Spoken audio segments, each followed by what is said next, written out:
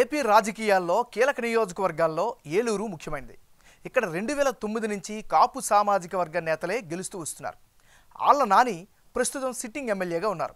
గతంలో నాని కాంగ్రెస్ నుంచి గెలిచారు.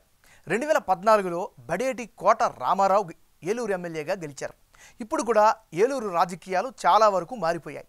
మరి ఈసారి ఎన్నికల్లో ఏలూరు నియోజకవర్గం ఓటర్ నాడి ఎలా ఉందో తెలుసుకునే ముందు 2019 అసెంబ్లీ ఫలితాలను ఒకసారి చూద్దాం.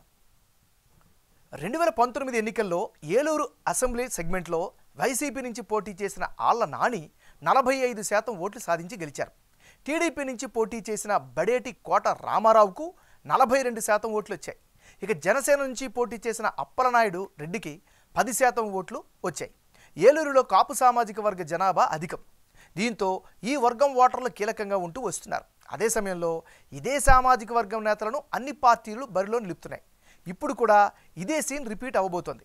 మరి ఈసారి ఎన్నికల్లో ఏలూరు సెగ్మెంట్లో రాజకీయం ఎలా ఉండబోతోందో Big TV exclusive detailed election సర్వేలో వెల్లడైనటువంటి అభిప్రాయాలను ఇప్పుడు పరిశీలిద్దాం. వైఎస్ఆర్ కాంగ్రెస్ పార్టీకి చెందినటువంటి నాయకుడు ఆళ్ల నాని.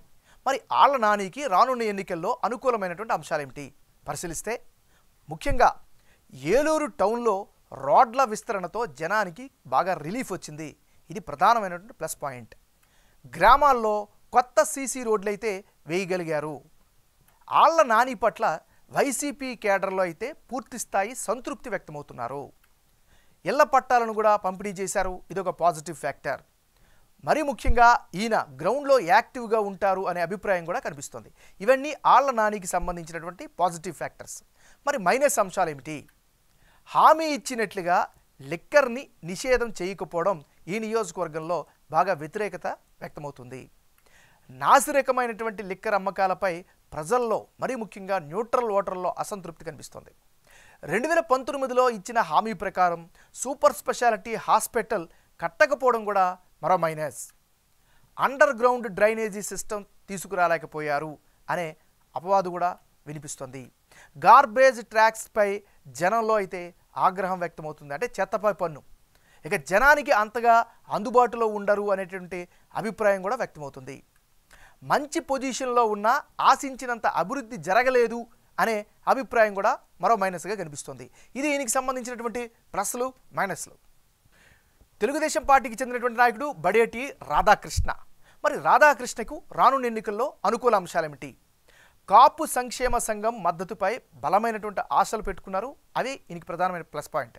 ఇక సోదరుడి మృతితో సానుభూతి ఓట్లు వచ్చే అవకాశాలు కూడా కనిపిస్తున్నాయి. ఇంటింటికి ఈయనైతే ప్రచారం చాలా బలంగా చేస్తున్నారు. ఇది కూడా కలిసి వచ్చే అంశం. మరి ముఖ్యంగా పార్టీ రిలేటెడ్గా చూస్తే కేడర్తో కలిసి సంకల్పయాత్ర చేశారు. దాని పట్ల కేడర్లో పాజిటివ్ ఫ్యాక్టర్ కనిపిస్తోంది. ఇది బడేటి రాధాకృష్ణకు ఉండేటటువంటి అనుకూల ఫ్యాక్టర్స్. మరి ఈయనకుండే మైనస్ పాయింట్స్ ఏంటి పరిశీలిస్తే, తగినంత రాజకీయ అనుభవం లేకపోవడమే ప్రధానమైనటువంటి మైనస్గా చెప్పుకోవచ్చు. ఆళ్ల నానిని ఏ మేరకు ఢీకొంటారు అనేటటువంటి అనుమానం కూడా బలంగా వినిపిస్తోంది. ఇది ఈయనకు ఉండేటటువంటి ప్లస్లు మైనస్లు. జనసేన పార్టీకి చెందినటువంటి నాయకుడు అప్పలనాయుడు రెడ్డి. మరి ఆయనకు రానున్న ఎన్నికల్లో ప్లస్ పాయింట్స్ ఏంటి? గత ఎన్నికల్లో మంచి ఓట్ షేర్ను రాబట్టగలిగారు. ఆ అనుభవం ఖచ్చితంగా అడ్వాంటేజ్ అయ్యే అవకాశం ఉంది. ఇక ట్రేడ్ యూనియన్ లీడర్గా నియోజకవర్గ జనంలో మంచి గుర్తింపు అయితే సంపాదించుకున్నారు. ప్రజా సంక్షేమం కోసం పాటుపడతారు అని జనంలో అయితే మాత్రం బలమైన అభిప్రాయం కనిపిస్తుంది. ఇది అప్పలనాయుడు రెడ్డికి సంబంధించినటువంటి అనుకూల అంశాలు. మరి ఈయనకుండే మైనస్ పాయింట్స్ ఏంటి? ప్రధానంగా తెలుగుదేశం పార్టీతో పొత్తులో భాగంగా టిక్కెట్ రావడంపై అనుమానాలు వస్తున్నాయి. ఇది ఈయనకుండేటువంటి ప్రధానమైనటువంటి మైనస్. ఇది ఈయనకి సంబంధించిన ప్లస్లు మైనస్లు. రానున్న ఎన్నికల్లో ఏలూరు నియోజకవర్గంలో ఎవరెవరు బరిలో ఉంటే ఫలితాలు ఏ విధంగా వచ్చే అవకాశం ఉందో పరిశీలిద్దాం. ముందుగా ఆళ్ల నాని, బడేటి రాధాకృష్ణ వీళ్ళిద్దరు గనక ఇప్పటికిప్పుడు ఏలూరు అసెంబ్లీకి ఎన్నికలు జరిగితే టీడీపీ అభ్యర్థి బడేటి రాధాకృష్ణ గెలిచే అవకాశాలు ఎక్కువగా ఉన్నట్లు బిగ్ టీవీ సర్వేలో వెల్లడైంది.